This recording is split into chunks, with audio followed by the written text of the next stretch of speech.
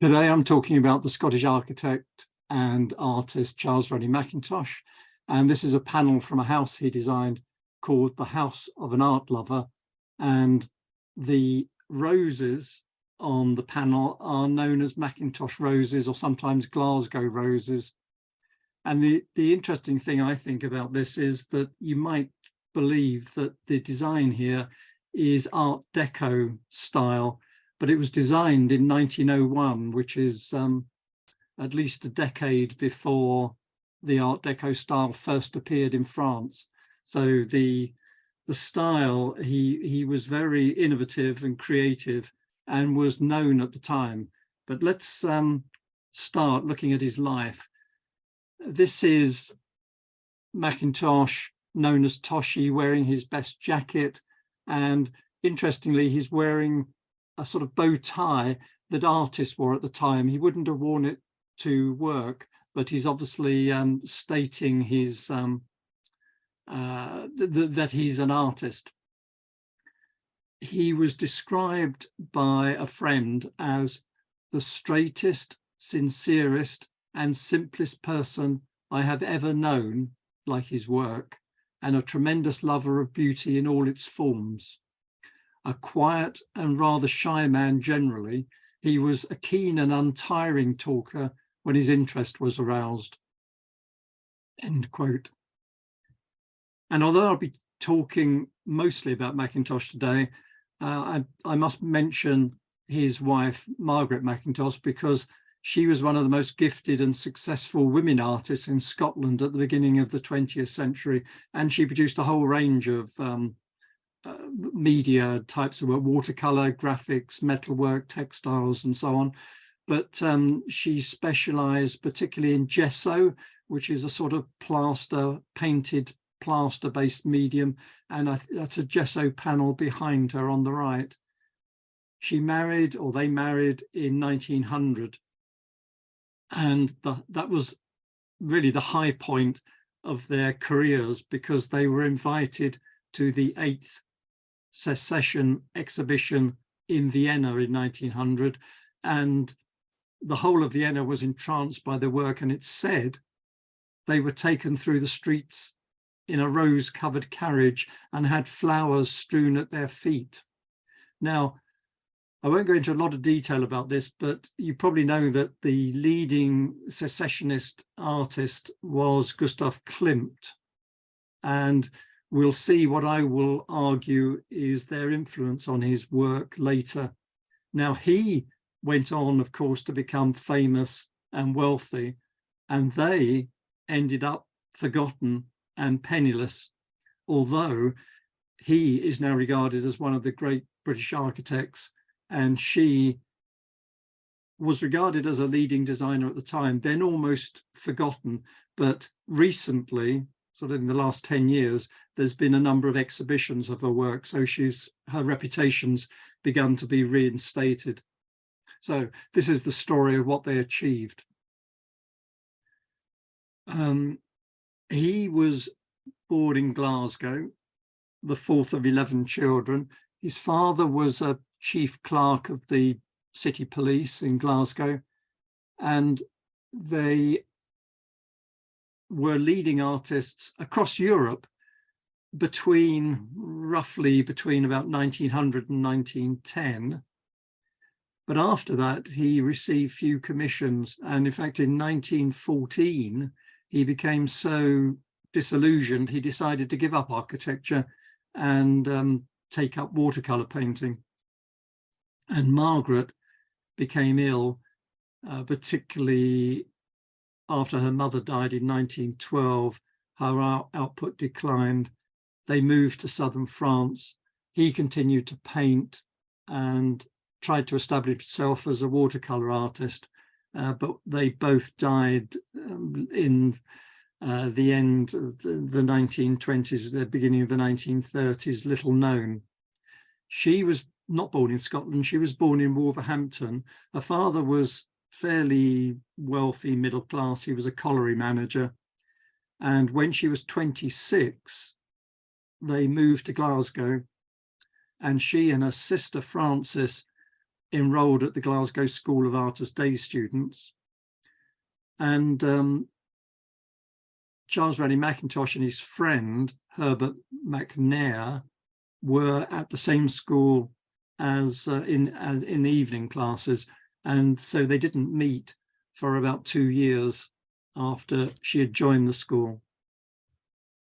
And that's when this photograph of Mackintosh was taken, about then, the time they met. 50 years after his death, 2 polls of British architects voted him the most important British architect of the previous 150 years. And the Glasgow School of Art, which he attended, was rebuilt and to his design. And that has been voted the most important example of modern British architecture, although, as you probably know, sadly, it was gutted by fire in 2014 and then 2018. And just to finish on this point, he said, "I had talent, Margaret had genius." And later in a letter, he wrote, remember, a letter to his wife, he wrote, "Remember, you are half, if not 3/4, in all my architectural work." So bear that in mind. Now, this is a photograph of the 2 of them when they were students at the Glasgow School of Art. But this whole group we see in this photograph, they were known as the Immortals. But I'm specifically talking about 4 of them. Margaret and her sister Frances at the back with her arms stretched out, and in the front, Mackintosh and his friend Herbert McNair. And these 4 were known as the Glasgow 4, or simply the 4, and they worked together, very closely together. In fact, sometimes it's not clear who designed what in a particular piece. You might have heard of the Glasgow boys and the Glasgow girls. That's a sort of a larger category of the artists who were working in Glasgow at this time. So the Glasgow 4, which was part of the group called the Immortals, was also part of the group called the Glasgow boys and the Glasgow girls. And they created what's called the Glasgow style. It's a sort of, another name is the modern style, as it was called at the time, which is a term used to describe what's also called the British Art Nouveau. The work they produced, as we'll see, is influenced by natural forms like Art Nouveau, but with a Celtic twist, that is sort of pagan overtones. And their work was inspired by the organic and the sexual, the seed, the root, the leaf, the flower, and so on. In fact, Mackintosh said, "Art is the flower, life is the green leaf." Today, their work is uncontroversial, but it was seen to be provocative at the time, particularly the work of Margaret and Frances. Incidentally, just another person to mention in this photograph is Jessie Keppie, because she was also a leading artist in the group, and there was almost a scandal because she was said to be engaged to Mackintosh, and he broke off the engagement to her to marry Margaret, which was not done at the time. But if they were engaged, it was never announced in the press, and the families would have announced it in the press. So it's probable that it was an informal understanding rather than a formal engagement approved by parents. This is an example of their work. On the left is Margaret's work, and on the right is Mackintosh's work, produced when they were students.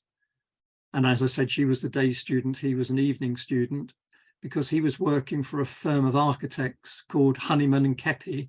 And yes, Jessie Keppie was the younger sister of one of the partners of the same firm. Now, the headmaster of the Glasgow school, Francis Newbury, saw their work, although one was, as I said, day students and evening students, but he saw their work. And realized they were working in a similar style and introduced them to each other. And we can see the similarities in their work here. It was a sort of sort of Celtic art merged with arts and crafts, but also you can see here the linear style of artists at the time, like Aubrey Beardsley. Their designs were, particularly these elongated female figures, were called ghoulish, and they were sometimes referred to as the spook school. But let's get on with his architectural work. I'll cover some of that work first. This is a building he designed for the Glasgow Herald. It's he started at the firm of architects when he was 21 and became a partner in 1904. That's 15 years later. And well, later still, about 10 years later, the partnership had run into economic problems, which I'll talk about later, and he resigned to form his own practice, which wasn't successful. But let's come back to this assignment, the Herald building. It was at the back of the printing offices of the Glasgow Herald, and you'll notice this tower like a Scottish baronial castle, but it was actually had a practical purpose. The top of the tower contained an 8,000-gallon water tank, and that was to protect the building in case of fire. And Mackintosh had described Scottish medieval castles as close to his heart. It's one of the influences on his work, because he regarded Scottish castles as a style that was wholly indigenous to Scotland. So it's like a combination, an inspiration from Scottish baronial castle mixed with arts and crafts and Art Nouveau ornamentation. Incidentally, it's now home to Scotland's Centre for Design and Architecture, called the Lighthouse, although when I checked, it's actually closed at the moment. I don't know when it's going to be reopened. That's why there's a sign, by the way, on the right that says Mackintosh. There was an exhibition of his work, and there's an arrow pointing down the street here, which is where the entrance is to the building. This is Martyr's School, designed by Mackintosh the same year, and it was actually built on the street where he was born. It combines art and crafts and Art Nouveau. Let me give you, there's an example here. If you look at the entrance here, that's what I mean by the Art Nouveau detailing round the doorways. It's solid red sandstone. It was created in the modern style in Glasgow, and it featured in a well-known art magazine called The Studio. And that was the Studio and other magazines were promoting the modern style, which was the artists in Glasgow were particularly well known for, and that made their reputation available internationally. And of course, the style, this modern style, was made popular by the Liberty department store later. He was working on a restricted budget, but he still managed to incorporate some innovative designs like these ceiling roof trusses. It's serve various functions. It's no longer a school. It's I think it's Glasgow Care Services. It's used by Glasgow City Council now. And this is his masterwork. This is it, the Glasgow School of Art, unfortunately destroyed by fire, but I'll show you some photographs taken before the fire. The building work started in 1896, and it was in 2 phases, and so not completed till 1909. So it took a number of years to build. You've got to remember that at the time, in the 1890s, Glasgow was the 6th largest city in Europe, a 5th of all of the ships in the world were made on the Clyde in Glasgow. And because of the wealth this generated, it was a centre for artistic innovation and recognised as such across Europe. Now, for this building, it's the rebuilding of the School of Art he attended.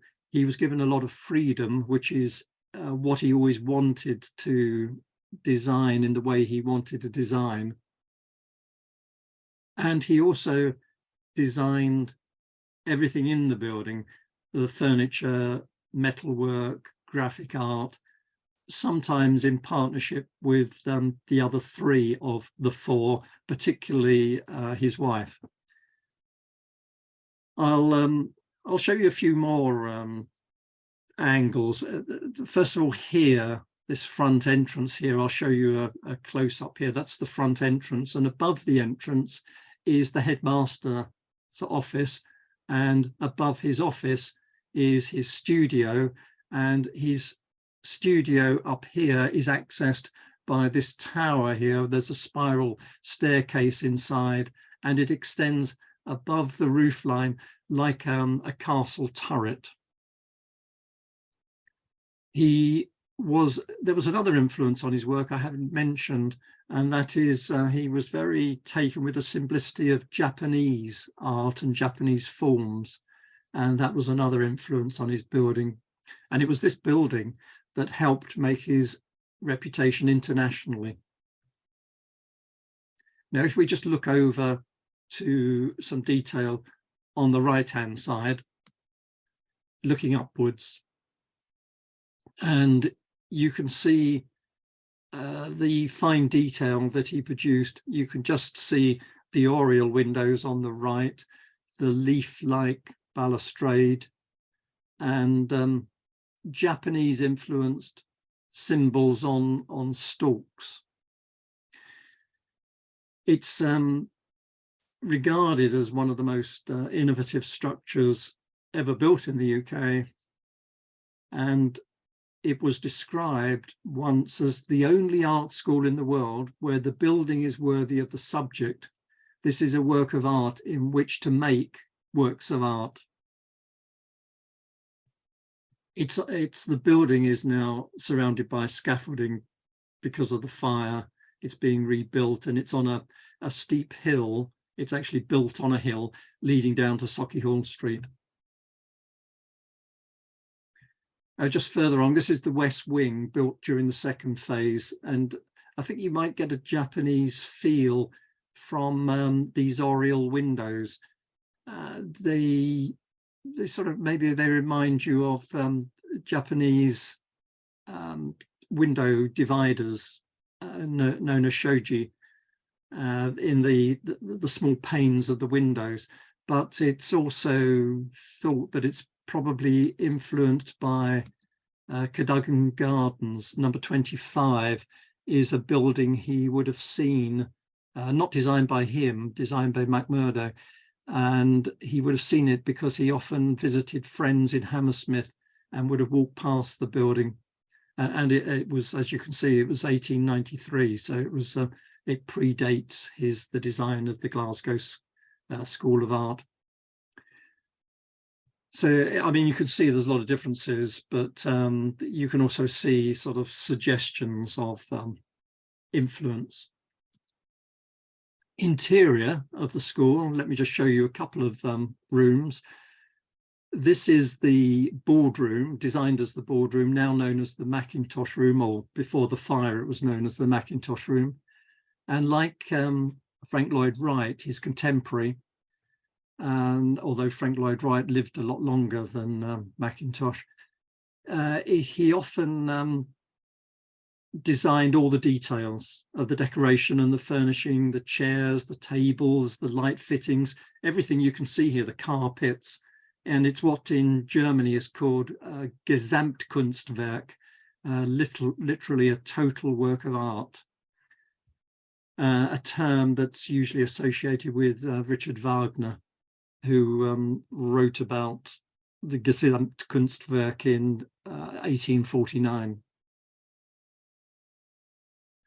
Another view, a corridor interior leading to what was the Mackintosh Museum before the fire, and the other corridor is up the top of the building, letting in the sunlight and giving views over Glasgow.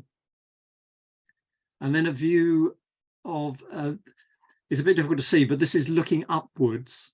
And at the top of the picture are the oriel windows that we saw earlier on the outside of the building. And this is the library, the most exciting part of the building, I think, before it was destroyed by fire. This is the interior of the library. It was described as a jewel in his masterwork. It was suspended from the room above.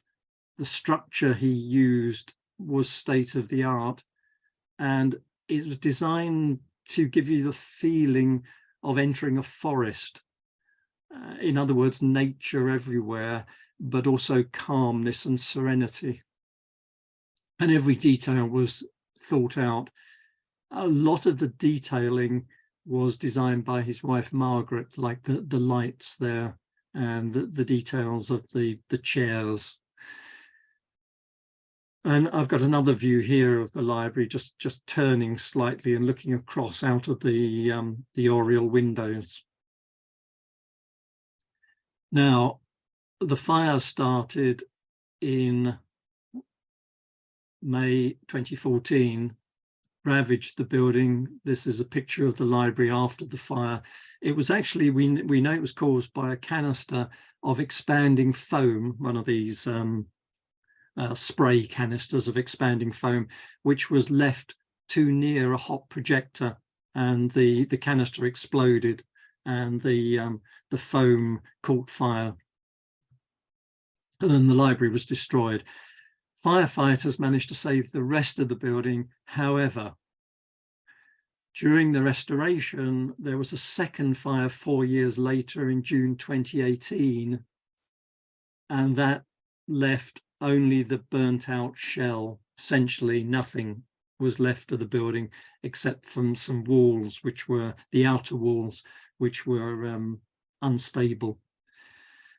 And they never found the cause of the second fire. It's now surrounded by scaffolding to support the walls, and £12 million has already been spent simply clearing away the debris. But more money has been raised, and the second stage is due to complete in, well, now a year's time, hopefully 2024. And the current plan is to open before the end of the decade, before 2030. Fingers crossed that will happen. Another building you can see in Glasgow called the Mackintosh Church is actually the Queen's Cross Church, designed for the Free Church of Scotland, a Calvinist church which asked him for simplicity in design. So there's no huge tower. It's designed to be squat, like a Scottish castle. It was commissioned in 1896 and completed 3 years later. The interior, there's again simplicity. The stained glass windows are by Mackintosh, simple in design. It's a very wide barrel vaulted roof. It's a 40-foot span, and there are some detailed carvings. The pulpit here is carved with Mackintosh designs. It was actually decommissioned in 1970s, and it's now it's worth visiting because it's the Charles Rennie Mackintosh Society. And final, and perhaps the most intact building to see in the centre of Glasgow. There are other works to see by him. There's the House of the Art Lover, which is in a park just outside Glasgow, and the Hill House, which is in Helensburgh, which is about 25 miles away. But this building, the Scotland Street School, was a bit later, 1903 to 1906. And it's designed, well, Mackintosh himself said he was influenced by this building, this Scottish baronial building, Roallan Castle in Ayrshire, and also by Falkland Palace in Fife with the twin towers. It's an important example of British Art Nouveau, or the modern style as it was called. But it was a battle for Mackintosh to keep some of the, or in fact all of the costly design features, because the school board basically didn't want them, not just because of the expense, but they described in their minutes as these thistle forms and seed pod designs were absolutely objectionable. But Mackintosh told the builders to go ahead anyway, luckily. Just as an aside, he didn't design this building, but as an aside about the family, and this Dunglass Castle was bought by the Macdonald family, his wife's family, and also Frances Macdonald, his wife's sister, married his best friend Herbert McNear the year before he married Margaret. So there was a close connection, and the family bought the castle in 1900. Unfortunately, there's no public right of way past it. The Esso Oil Company, or ExxonMobil, has banned public access. So scandalously, it's actually difficult to, or impossible to visit, because inside, Margaret and Mackintosh created the first white room there. It's likely that it was designed by Mackintosh and the detailed designs were by Margaret, like the gesso overmantel here for the drawing room. As I said, they were married on the 22nd of August 1900.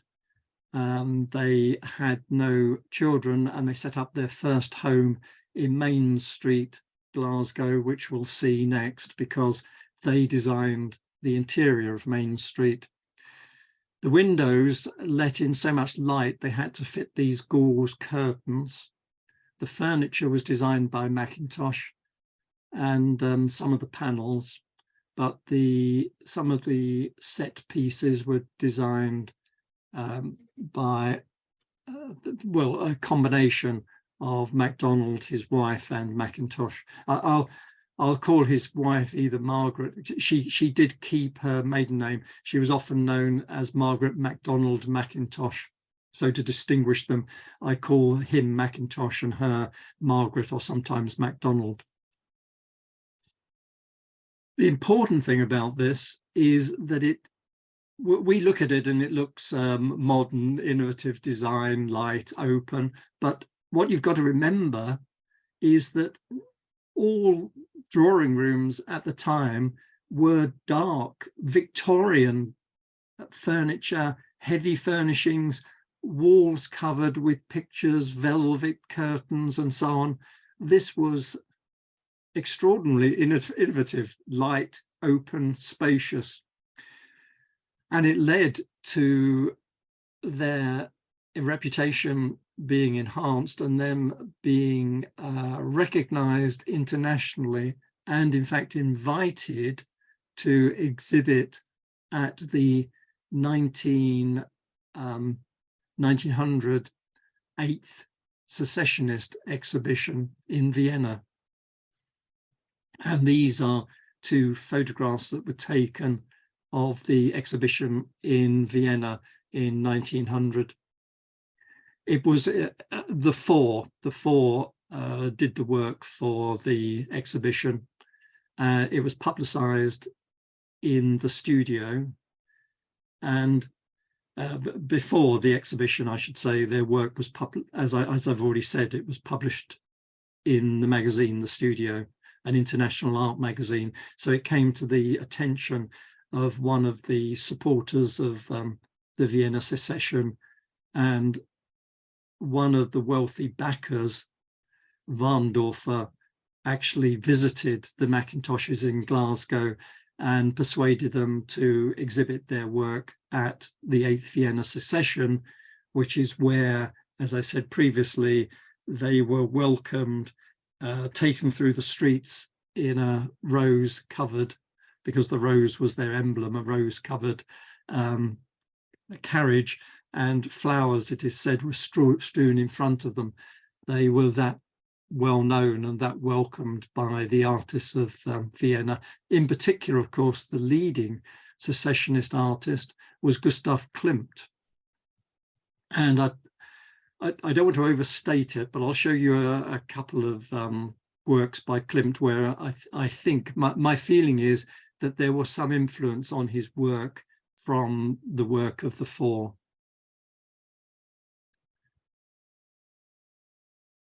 So this is predating their visit to Vienna. This is Klimt's work, Pallas Athena of 1898, and another work typical of Klimt at this time, called The Blind Man. They were, Klimt, well, the secessionist artists were drawn to the work of Macdonald and Mackintosh because they were motivated by similar ideas. They believed strongly, but both groups, that there shouldn't be any division between fine art and decorative art and design. So the two, they were attracted to the merging of the two.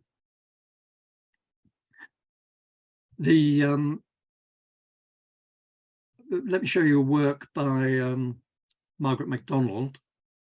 This is one of her best known works, but I'm showing you just a detail. It's called The May Queen, but I wanted to show you a close-up of the female figure to link it to Klimt's work. And you can see a female figure with Art Nouveau design, filmy robes, decorative patterns, linking fine art and decorative art together.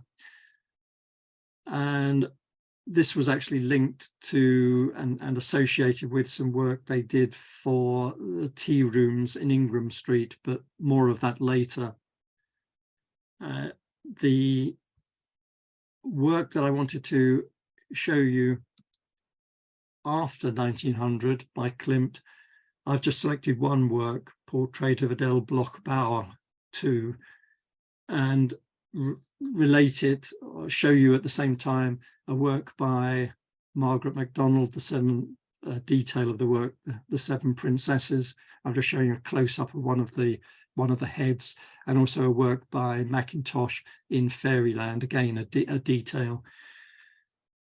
And so I'm not overstating the influence they had on Klimt. I'm just saying that there were a lot of artists who were influencing each other and closely working in the same way, motivated by the same considerations.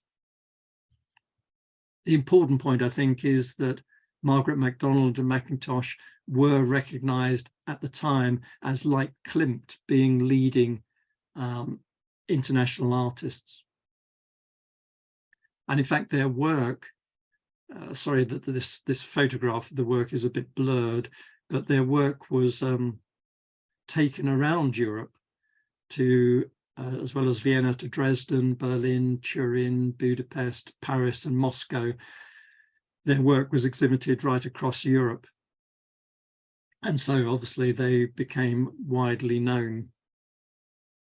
But it only led to one commission. I won't show you that commission. I'll come back to Scotland. But this was the high point of their career between 1900 and 1910. And they, during World War I, their work fell out of view, and there are a number of reasons, partly the war, but also prior to World War I was, as you know, a frantic period for artistic innovation with there's the post-impressionists, the Fauvists, the Cubism, German Expressionism, abstract art, futurism, constructivism, you name it. It was a frantic period of artistic innovation, as I said, and their Art Nouveau or modernist style quickly dated. So that was one reason for their fall from view. But returning to Scotland, this is House for an Art Lover. Now, it wasn't built at the time. It was actually an entry for a competition set by a German art magazine. And it was a grand house in a thoroughly modern style, it was described as. But unfortunately, their entry was disqualified because some of the required drawings arrived late, but it was praised by the judges. Now, it wasn't built in their lifetime, but it was built in the late 1980s, 1990s, nearly a century after the design. And the building was built exactly to the plans that Mackintosh designed, built in a park outside Glasgow. And because there was no sponsor to argue the design should change, because there were no constraints on cost, this is the, if you like, the most perfect Mackintosh building. Let's have a look inside. This is the dining room. And again, he designed everything here. And again, contrast it with a typical dark, cluttered Victorian home at the time. At the end wall, we can see the Mackintosh roses, a design theme he often used. And notice the very light, airy, barrel-vaulted ceiling that seems to disappear, and the lights, of course, he designed. And you can see some design works here and here and here set into the walls. This is the music room. We don't know, it was designed by Mackintosh and his wife, but we don't know who did what. As I said earlier, he did say towards the end of his life, he wrote a letter to his wife saying, "You must remember, in all my architectural efforts, you have been half, if not 3/4 of them." I don't know whether that's completely true. He was certainly, I think, the architect who designed the building and a lot of the structure. So I wouldn't take the quote quite too literally, but I think in terms of the interior, a lot of the interior designs and features were by Margaret. Now, this is the centerpiece of the house, a spectacular room, and let me show you the way that it was built. This is the way it looks today, and the house can be visited. And this is the detail from the house we saw right at the beginning with the Mackintosh rose, which was probably designed by Margaret. But there's another set of buildings that you can see in Glasgow that I must mention, for which is particularly or they're both particularly well known, and that is the tea rooms. Now, the tea rooms were owned by someone called Kate Cranston, and she asked the two of them to design wall murals for her tea room in Buchanan Street, which the designs included roses. He then worked on her Argyle Street tea room, and they designed the interior and the furniture. And then in 1900, she commissioned him to redesign this tea room in Ingram Street,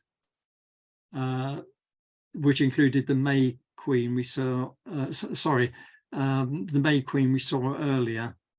And that's not what we're looking at here. What we're looking at here is the final commission, 1903 commission of the tea rooms in Sauchiehall Street. And this time they were given complete responsibility for all of the interior and the furniture. In fact, they even designed the clothing of the waitresses. And it became known as the Willow Tea Rooms in Sauchiehall Street. The name Willow is related to Sauchiehall because the Scottish word for willow is soch and meadow is hall. So it was once a meadow of willow trees. And that's why it's called the Willow Tea Rooms. That's what it looks. That's a photograph of what it looks like today. That they recreated the tea rooms at a cost of £10 million to restore it to its original look, and I think it's very close to the original.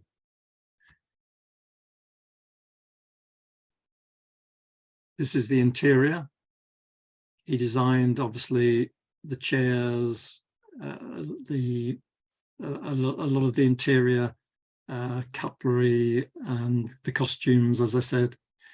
Later, in 1917, he was actually called back to design a basement extension to the Willow Tea Rooms called the Dugout.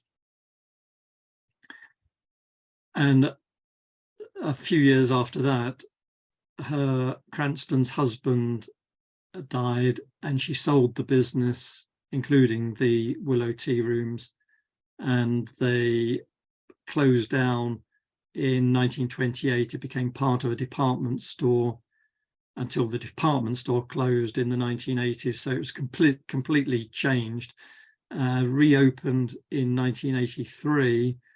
And in 2014, it was purchased by the Willow Room Trust, and that they raised the money from the Heritage Lottery Fund, spent the £10 million and renovated it to what you can see today.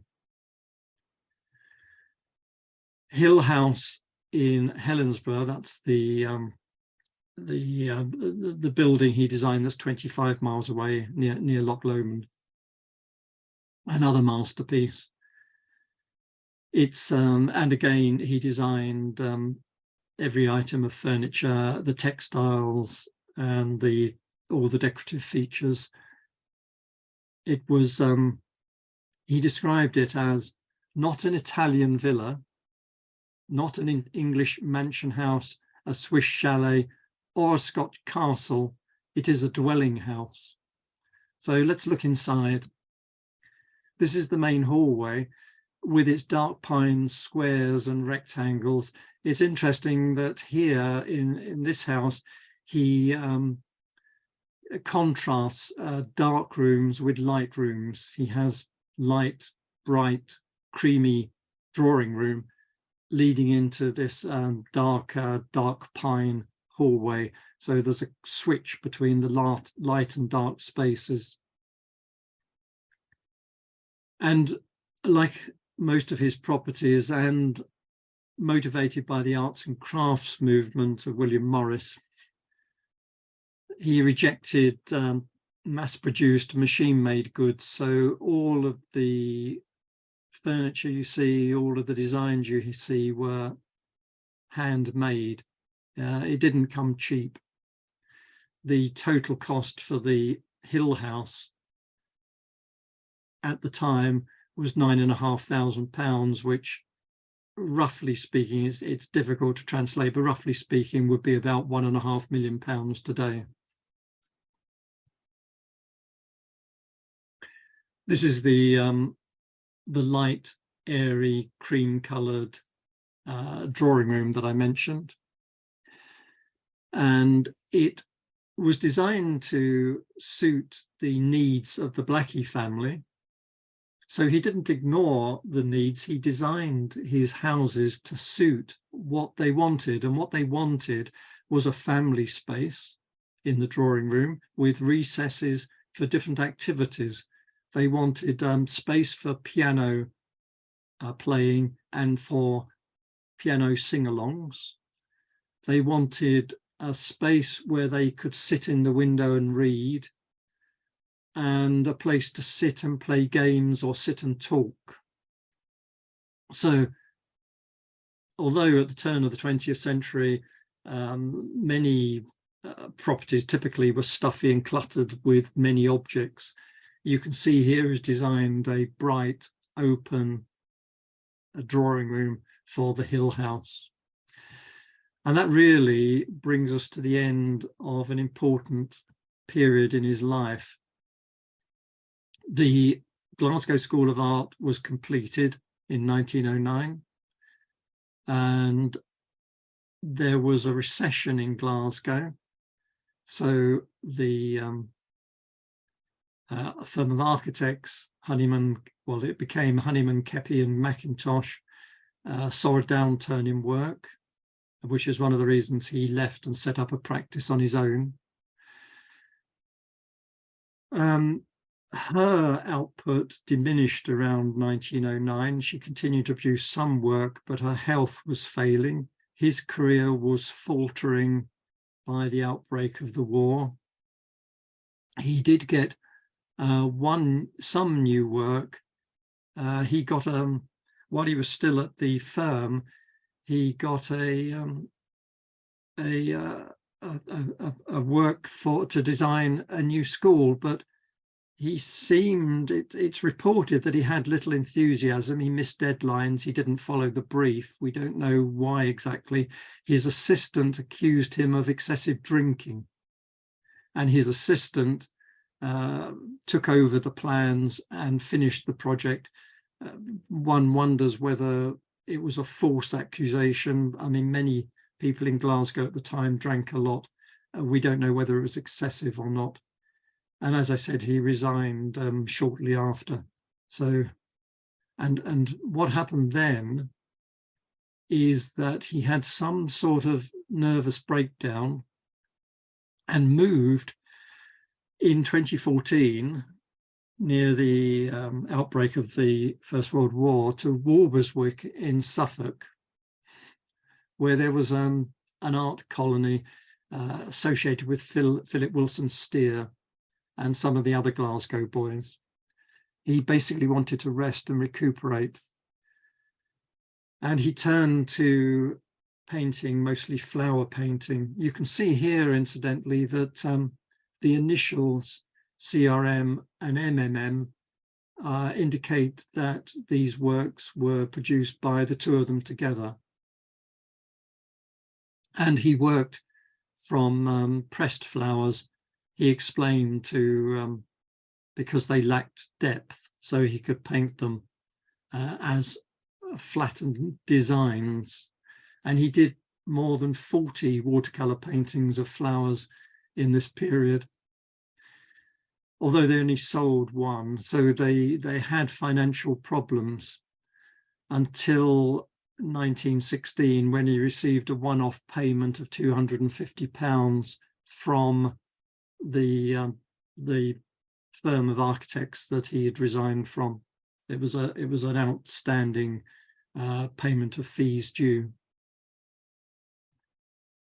Now, he suffered at this time from rheumatic fever. Well, he had suffered on and off from rheumatic fever from catching it as a child, and his vision in one eye was impaired. And in fact, some people said that when he concentrated on his work, he would nearly always close one eye. And some people say that that's explains his flattened pictures and landscapes. I'll show you one of his landscapes to show you what I mean. This was painting in a new style he developed that he would continue in France. This is one of 3 watercolors he painted at Walberswick. This flattened frontal approach, you could call it, with the colors loosely applied. Another work from Walberswick, called Walberswick, and it's the mouth of the Blythe River as it enters the North Sea. Again, a flattened view. He he didn't manage to relax in Walberswick. He did for a short period, but he wrote later that to a friend that the war nearly finished me off completely. What happened was the people of Walberswick found out that he'd done work prior to the war in Austria, as you know, his famous visit to the Secessionist Exhibition in 1900 in Vienna. And he'd had correspondence with Germany. And the military searched his house. They found some letters written in German, completely innocuous and predating the war, but they told him to leave the district, to leave Walberswick. So he went to London, which was expensive. They rented a small house in Chelsea, which was a poorer, had parts of it were a poorer, cheaper area than today. They had no contacts, although they did develop some contacts, but when they first went, they had no contacts and were desperately short of money. And he started to work on some larger flower paintings that he thought would sell, like this one. This was one of the first paintings in the new style, exhibited in 1916. Now, interestingly, although these paintings weren't particularly successful, what was successful is this back here. What you can see here is within the painting is a painting, and within that painting there's a textile design, and that made his name and made him not a fortune, but made him a small amount of money, and he became a leading textile designer in Britain. And his designs were written up in a number of magazines, including The Studio. And by 1920, from his textile designs, he was earning about £200 a year. So not a lot, but not insignificant. Unfortunately, most of his designs were lost in the Second World War. And he started to become well known in London and made a number of friends, including Augustus John. And he started to become established and seemed happy at this time. Another of his works is here. Interestingly, and he often cut off the bottom of the vase. This is the complete painting. It's intentionally cut off at the bottom, and also the tulips on the right-hand side are cut off. It invokes the idea of Japanese prints or a photographic snapshot. And interestingly, the bookcase in the background sort of partly interferes, because a lot of flower paintings, you often the flowers have a bare background to accentuate the flowers, but here he's incorporated the design of the flowers in with the design of the bookcase behind, but the bookcase is dark, so it gives it accentuates the bright yellow of the tulips, and the two designs interact with each other. Although, as I said, these flower paintings weren't that successful financially. Final commission in 1916 from Bassett Lauck commissioned him to design not the exterior, but the interior, which you see on the right here, of his hall and parlour at 78 Derngate in Northampton. It's now a museum, incidentally, and a gallery, and is open to the public. It's been extended so that you can see the original house as is, and the museum is in, and gallery is in the extension. Note, in this house, it's completely dark. There's no light room as in his earlier works. Now, from this period, 1916 to 1923, he continued painting flowers, some landscapes. Sadly, few sold, although he did exhibit in Britain and internationally, but they, as I said, they weren't at the cutting edge of British or international art, so they weren't successful. And from this period onwards, he produced only 16 watercolors and 3 oils, so a very meager output in the time he lived in London. Not enough to create a living.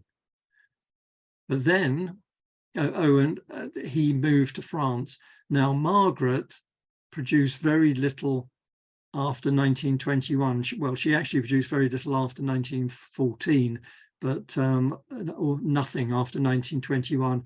Her mother had died in 1914 and her sister in 1921. Before going to France, they had visited Worthmer-Travers, I don't know the village, in Dorset, and he painted some landscapes, but again they didn't sell. Then in 1923 they left for southwest France, Perpignan, and they liked the light. It was much cheaper than living in London, and they visited a lot of villages in the area. Ile-sur-Tête, Culiot, and this village here, Boultonnerre, and he painted this in 1925.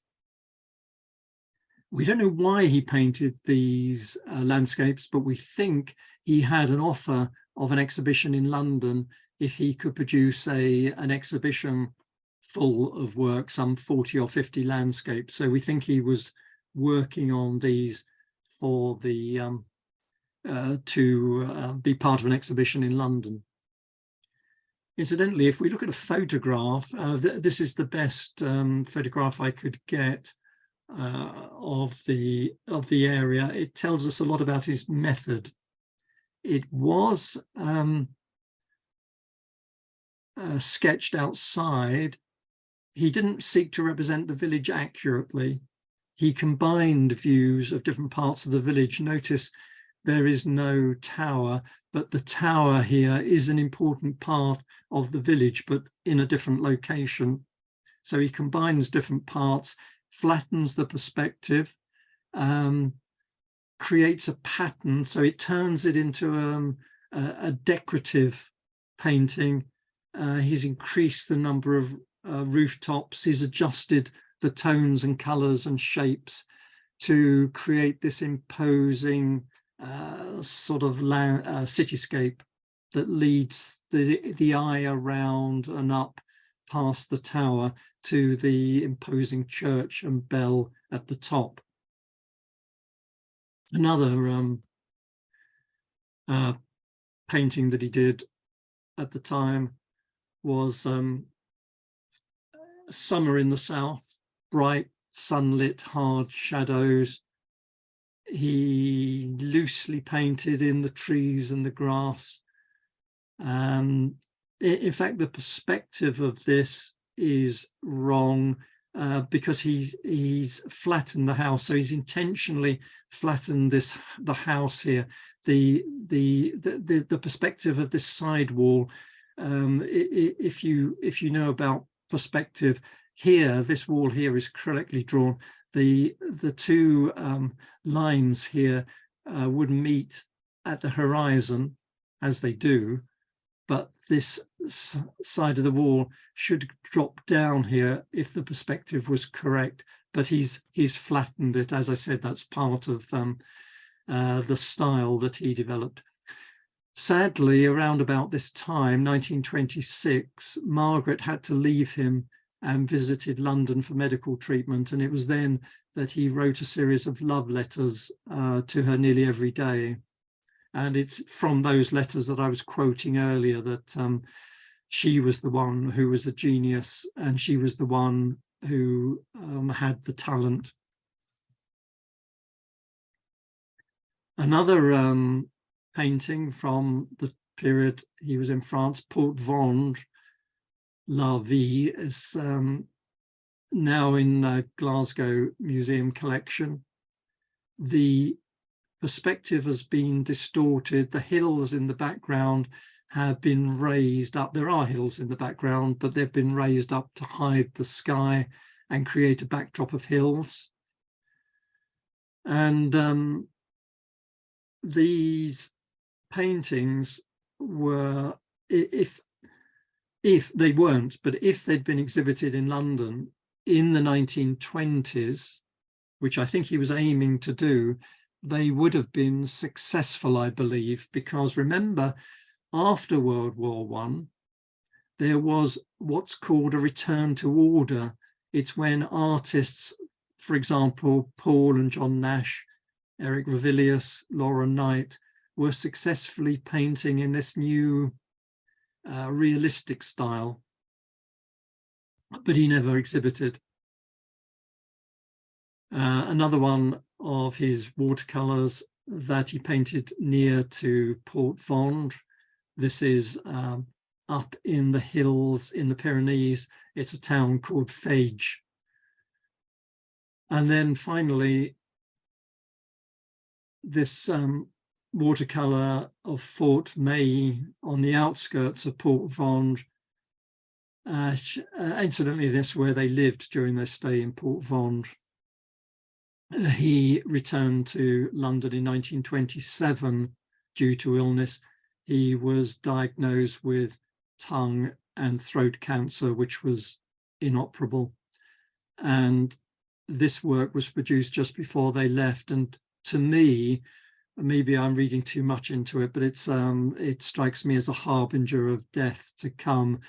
The road, in the front, we see these sort of active, sinuous, writhing rocks that seem alive, but then we have this winding path leading to this dark entrance to a tunnel up here in the painting, this doorway signifying to me his death. When he returned to London, he went to a convalescent home. He recovered briefly for a few months, but died at the end of 1928 at the relatively young age of 60. Margaret's career continued. She produced no works, and she died in 1933, 4 years later, age 68. Now, his work grew in popularity after his death, and there's been a number of major exhibitions of his work. But it raises the question of why did their careers fail, and how did he go from becoming a well-known artist and architect internationally to little known, and then later Britain's most popular, or one of Britain's most popular architects. To begin with, I've got 5 reasons. His genius wasn't fully recognised in Glasgow, and he, for various reasons, he was thought to be too expensive, not following the brief properly, and he despaired of ever achieving success, which is when he moved to Walberswick, when he started flower painting. In other words, he gave up, apart from that one commission in 1916, he gave up architecture. Then he was stunned to be accused of spying when he moved to London. That set him back. Interestingly, in 1914, the outbreak of the war, a friend, in fact, who wrote his obituary, spoke to someone on the continent who said, this is the person on the continent, what strikes me most is the European reputation of your Glasgow architect, Mackintosh. His name is a household word here in Vienna and Budapest and in Turin and Munich, in Paris, and in fact all over Holland. Yet he couldn't find work in Glasgow.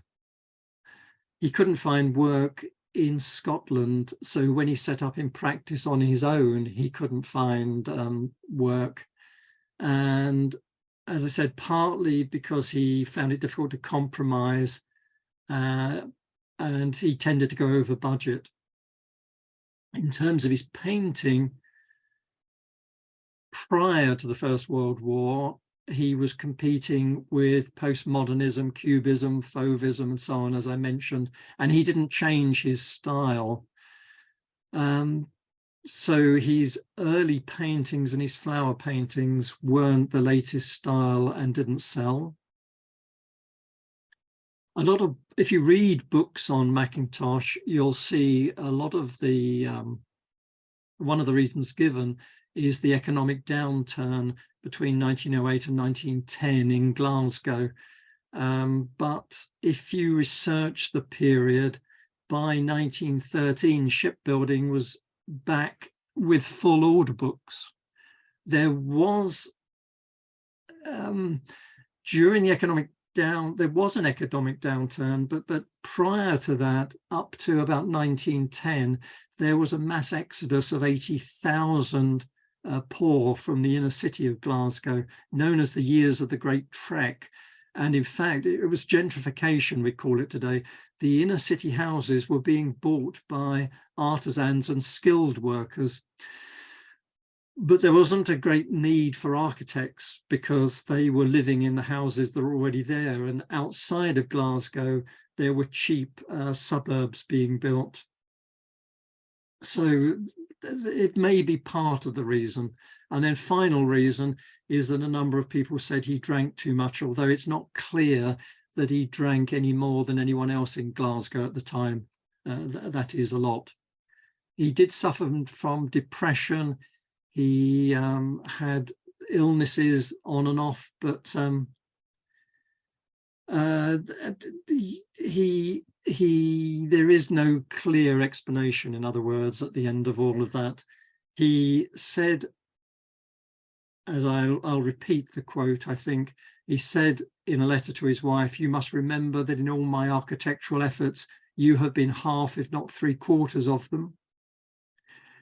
And he said that he possessed talent, but his wife had genius. Now, she was largely forgotten, but is now becoming recognised because there's been exhibitions of her work. She's becoming recognised as one of Scotland's leading creative artists at the beginning of the 20th century, as she was recognised at the time, but she's becoming re-recognised for that. He was a one-off, completely innovative, about 50 years ahead of his time. So about 50 years after his death, the world started to catch up with him, recognise his genius, and he's now regarded as one of Britain's leading architects of the last 150 years. So thank you for your attention.